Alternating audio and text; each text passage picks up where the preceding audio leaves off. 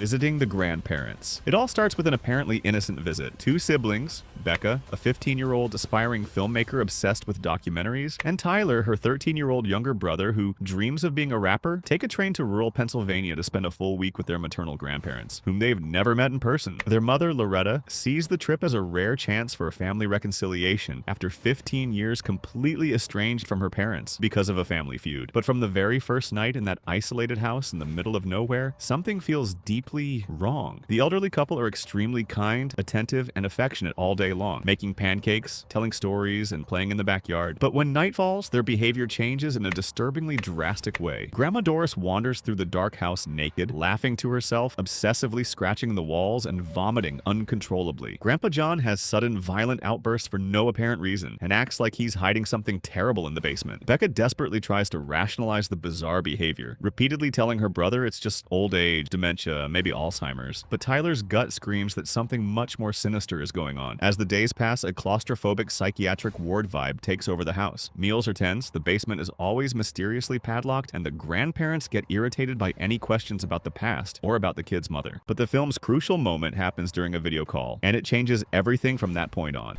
Becca. They've been acting so strange, Mom. We've been recording them. Those aren't your grandparents. What are you talking about, Mom? Where are Nana and Pop-Up? You've been staying with those people the whole time?